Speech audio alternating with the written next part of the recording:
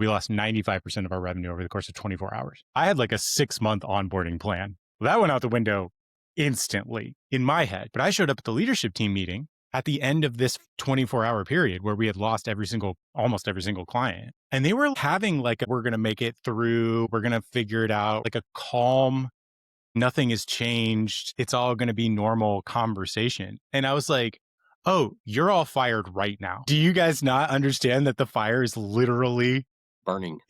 It's burned right now. We're the 20%. Everybody else is the 80%. Yep. I love that. We're the GSD people. The GSD. Yeah, you got 80% dreamers, 20% doers. Let's do it. You didn't start a business to put out fires, but here you are, holding the extinguisher. Business isn't theory, it's pressure, late nights, tight margins, the thing that keeps breaking no matter how many times you fix it. When the room's on fire, the amateurs shout, the pros stay calm. That's the Fixers and Founders way. Part discipline, part rebellion. We walk into broken systems, find the pulse, and make it run clean. Because calm isn't weakness. Calm is a strategy. We're operators, builders, problem solvers. Born from the grind. Built for the builders. Join us now as we chat with Fixers and Founders just like you. Let's jump in. Welcome to Fixers and Founders, the place where vision meets velocity. I'm Tony. I'm Forrest. Today's guest is Nathan Young, Fractional COO and author of How to Be Second, a field guide for right-hand leaders and seconds in command. Nathan's been the calm in the chaos for startups and scaling companies alike, building systems that bring clarity, alignment, and momentum. From turning around bankrupt businesses to co-authoring a playbook for servant-minded leaders, Nathan's carved out a career helping visionaries move from scattered to scalable.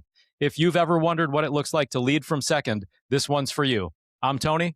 I'm Forrest. This is Fixers and Founders. Let's get it done. Man, Nathan, I've been looking forward to this since the last time we talked. I'm excited about having you on today. Let's get started. You call yourself a second, not just a title, but actually an identity. So when did you realize that that was your wiring? I have always been this person. So then your question is very apt. When did I realize that that was my wiring? And the answer was, I remember reading the book Traction and reading the word integrator and having this moment where I was like, oh, that's a word that describes what I do and have always done, right? So I didn't go, and to be fair, for a little while, I was like, I used the phrase, I am an integrator. Now, that doesn't make any sense because integrator is a job title. It's a role. It's a position within a company. And that thing is very different than an identity because a role is a jacket. You can take it off. And many of us, I think, who have ever done the job of second in command have experienced losing the role for some reason or another, good, bad, indifferent, whatever. And then you suddenly are like, well, I am an integrator, but I'm unemployed. So what am I? Right? And so it goes back to the original discovery. I discovered in that moment that there was a title in the world somewhere that described the way that I move naturally in the world and the stuff that I tended to gravitate towards. I wrote How to Be Second in order to understand how to be the best second in command you possibly could be. I didn't actually go with the title. I wasn't pursuing the title integrator. I was pursuing COO. Because COO has been known for a very long time. It's been one of the most common 7 like C-level suite titles of the past 80 industrialized years or whatever. And I was like, how to be that? How to be the best that? And it took 3 years to write the book because what I discovered was, first of all, nobody knew what it was. Actually, nobody could define what it meant to be awesome at that thing.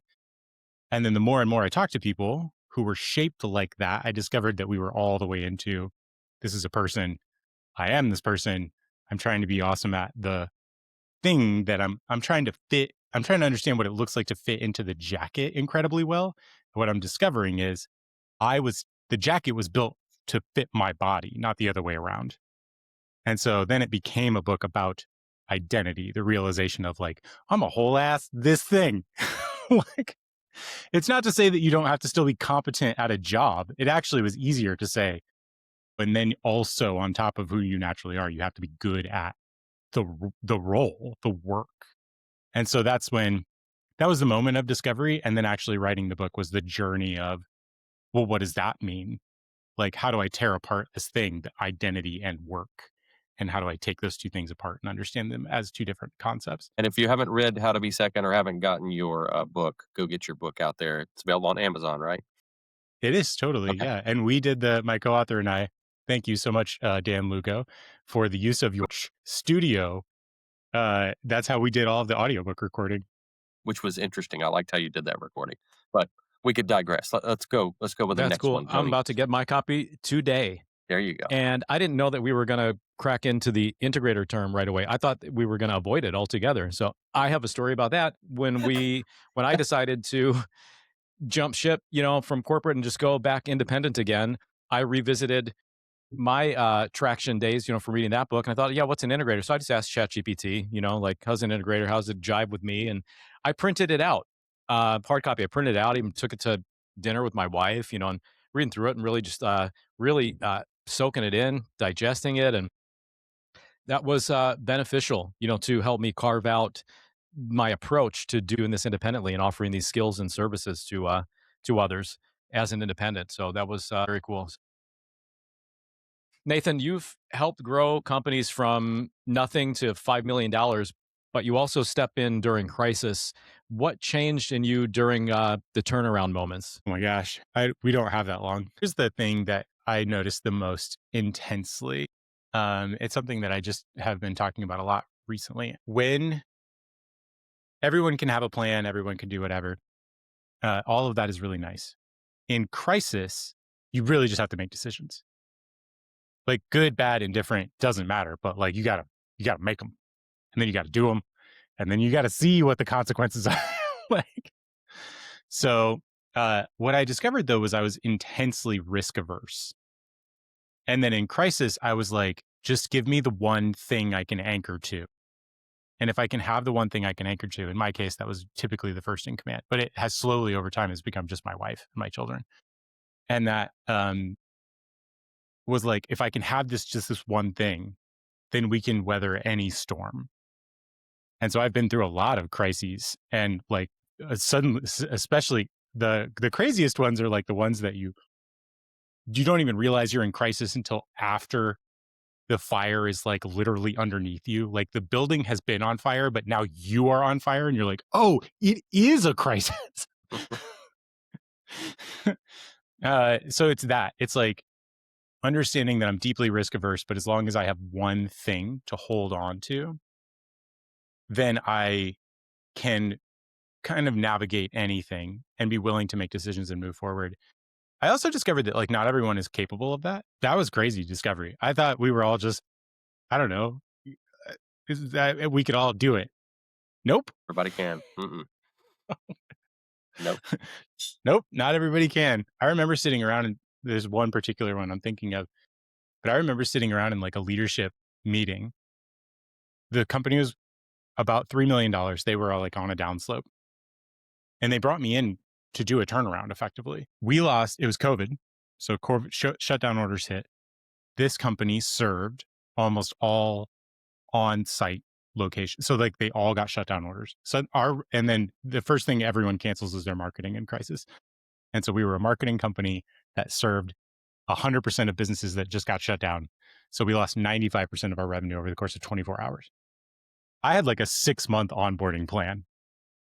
Well, that went out the window instantly in my head. But I showed up at the leadership team meeting at the end of this 24-hour period where we had lost almost every single client. And they were like having like we're going to make it through. We're going to be, we're going to figure it out. We're going to like a calm, like nothing has changed. It's all going to be normal conversation. And I was like, oh, you're all fired right now. Like, do you guys not understand that the fire is literally Burning? It's burning us Yeah. alive right now. And like, no, they didn't. And so that was crazy. I was like, don't we all understand? Isn't this obvious? And the answer is no, it's not always obvious. So, Well, it's interesting because that kind of goes into the next question. When you walk into a broken business, or into a fire, like you described earlier, where do you look first? It doesn't matter if everything is on fire. The very first place that you go look is whoever has the highest level of authority. Sorry. At the end of the day, if you need to make decisions, like the person who has the highest level of authority has to sign off on those decisions at the end. So the first place you go look is probably the first in command, unless they've really holistically delegated authority, which is rare, but it happens. So that's the first place I look. Whether I'm coming in if I'm coming in as a second in command, I already know. If I'm coming in as a fractional, then sometimes I'm working with the second in command for a little while, and then it's a question: how much authority do they actually have? So the first thing is go figure out who actually has authority, and start having conversations with them. And then the second thing is their proven process. Like, this is the first thing I look at every single time. What is the actual way by which you get work and then do work and then get paid? And then I always utilize the theory of constraints from Eli Goldratt. I don't know if Oh, everyone's love familiar him. with that, but Love him. yeah. Yeah. And so then I just go, let's plot it out. Yeah. We go from left to right, right? You got to get work, and then you got to do work, and then you got to get paid. Now, nonprofits don't always operate in that line, but like, if you're a teenager, sometimes you just get money and get paid, and then question marks. And then there's some companies that are supposed to be for profit that are actually nonprofits. They just haven't realized it yet. So Yeah, that's exactly right. Yeah, there's get work, and then there's do work, and then there's the getting paid part is just like a huge question mark. But yeah, always the first thing is figure out where authority is, because you have to start making change. So you obviously worked with a lot of visionary founders, Nathan. How do you protect innovation while you do your thing, which is keeping the execution grounded so well? I don't remember his last name. Ben something. Speak. Speak. Yeah. Ben Spike. Spike. Okay. Yeah, Something. You both Our answered first differently, guest. so I'm going to ask him. Shout out, Ben. What's up, Ben? Hooty-hoo! I listened to his episode and I was like, yes, exactly that. And that is stop saying no. I stopped calling it a parking lot for ideas that I ostensibly was saying no to. I started calling it the cool ideas list. Right. And it feels like you're dealing with a child when you talk about all of this stuff, right? Because like, you can't tell them no. You have to handle them with little kid gloves. You have to whatever. Man, ideas are like balloons. You know what? Like every single one is like very fragile. And that fragile crap is how they got here. Like, whoa. Like, don't go popping those things. Like, one of those things is going to be the next $100 million. Like, you got to be careful with every single one of those. So how do you not kill it? Stop saying no. I really liked what Ben said, which is like, not like, or maybe Forrest, this was you. You basically said, if yes, then. Yeah. If yes, then. Not no, but if yes, then we need X, Y, Z, whatever that is. More people, more resources, more talent, whatever. Yeah. Yes. And the other thing that I would say is I have stopped assuming a lack of direction is a lack of direction, and that just the word help and like no more direction, like clarity is way more important, 1,000 times more important than certainty. And as a risk averse person, I want certainty. I really want it. And I want to do a good job. Like, so I'm hunting for that certainty. I'm hunting for more and more details. The reality is that you're starting to crush the dream. And so like, get as much as you can, put it on the cool ideas list. Yes, if whatever, right? In order and just quit saying no. Yeah. I like the changing parking lot to the cool ideas list. I think that's good. You're fluent in tech. You're a nerd like all three of us, but systems without people don't work. So what's your philosophy on integrating process with team? I stopped calling it process. Started calling it agreements. Because here's the thing, ChatGPT can make you a process thing in like 30 seconds, right? You can be like, hey, ChatGPT, I need an SOP for blah, blah, blah, blah. Who cares? Who's going to follow it? Did anyone agree? Have it like, I work with people who do generative stuff all the time, right? One of the clients that I work with right now is a sales enablement company powered by AI. And it's incredible what we're able to do. And also, the amount of like, we'll make the first draft, but now we have to just make basic decisions. So I actually started calling it just decisions, right? Agreements. Started being like, well, what are the agreements for this thing? I mean, like I literally have replaced the word process with agreements most of the time. So I say, well, what are the agreements whereby we're going to get that done? Interesting. And Yeah. yeah, what are the 'Cause you're right. consistent ones? Yeah, the proven process doesn't work if it hasn't been agreed to. If everybody has not agreed that this is how we do it. So that's good. Yeah, they're Yeah, great, most of the seemingly time, minor pivots in language, but they're super impactful. I'm gonna take that away for sure. Great takeaway. thank you. Most of the time that I see them broken, stuff not working, there is a mapped, wonderful system somewhere. It's just that we're not following it because we didn't agree to follow it. Or at some point, and this is the most important thing that I've discovered in the last couple of years, being a tech guy, the software stops agreeing. Mm, yeah. Like, that's crazy. I'm like, oh, but you're just software. And it's like, yeah, but somebody updated me and now I don't agree to do that thing that way anymore. So that's one of the It's things gonna cost you more. that's one of the things I've been talking to my clients about is that you have an accountability chart, but you actually need a tech ability chart as I well. love that. I've seen you post it on Oh, LinkedIn. yeah, I'm post like, that? oh, Yeah. that's awesome. It's a thing. I mean, the technology is replacing people, and there are agreements and understandings between applications that need to be documented, and it's just a light bulb moment. So, Yeah.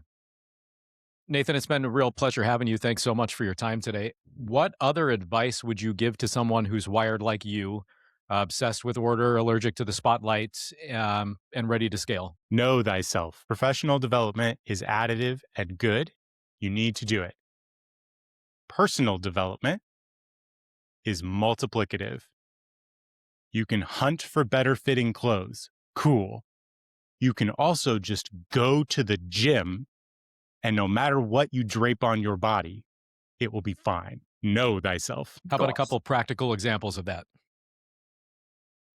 from your Get a journey? coach, go to therapy, get a spiritual director. Like, quit being alone. Your figure it out muscles are so big, they are inside your eyes, right? You're blind. Your figure it out muscles are way too big. If you're alone, stop that. So, like, practically, I mean, it sounds trite, but like, literally, get a therapist Hmm. or at least a couple of sessions, right? Um, get a coach. It's ridiculous to not have a coach. Uh, the idea that you're a person who's telling someone else to do something and then you don't have a person telling you, right, your own blind spots is crazy. Uh, and then, of course, we have a bajillion resources at How to Be Second. If you are this thing, we say there's basically no place in the world doing this work like we are doing. If you're this person, you can show up here and we can help you get community and sanity and stop doing things alone. Yeah, that's excellent. And before we jump into these wildcard questions for you, Nathan, where can people best get a hold of you, take advantage of the resources that you put out, and know we can get your book on Amazon? Where else can we find you online? Yeah, howtobesecond.com, which surprisingly, nobody else wanted that domain. Surprisingly, no way. Worked out Our well. SEO is so good. Nobody is competing with us. um, howtobesecond.com is the place you can also find me at on LinkedIn. Just look up Nathaniel S. Young or How to Be Second, and you're going to find me. Once again, not a lot of people competing for being second. I've been good about not having anybody compete for Forrest as a name on LinkedIn, so it's been pretty good. My SEO has been awesome. So, wild card, here we go. Get your seatbelt on. What's one moment in your life that felt small at the time, but ended up changing everything? You're going Steve Jobs on us and pausing for 23 Take seconds. all the time you need, man. This ain't live. It's a hard question. I've thought about this myself. I had a lot of things go through my head. I think the important thing to notice is that I had a lot of things go through my head. There's value in knowing that there's more than one that popped into my head. I thought when I got married, when I had my first daughter, when I had my second daughter, when when the first time I went to spiritual direction, when I found my faith, right? None of those things felt momentous, really, but they're the most important things my whole life. What am I even doing here except for those things? That's awesome. Right on. Good. What's something in your life right now, Nathan, that you're trying to get better at? Being kind and direct and not nice. I can relate. Yeah, that's great. What are some tips that you have so far along those lines? Being kind is shocking, and being direct while you're kind is shocking to people. Like being really, truly direct is like, no, thank you, no further words. People are not prepared for that. They genuinely think that stuff is mean, or like they're being direct without being harsh is, no one will tell you that there's nuance there. They'll basically tell you like, be nice or be nicer when you're just being direct, even if you're being kind. Like it's perceived as harsh. Having traveled the entire gamut of that, no, it's not. Just be kind and direct, but you almost can't listen to people. They'll just keep you'll know you're on the track if you feel very good about walking away from the conversation. You kind of check yourself, like, was I bad? Did I do something that I have to maybe think about morally? And if you left them sort of in a shell-shocked state, it's fine. Yeah. I can relate. Weird thing to Thanks. say.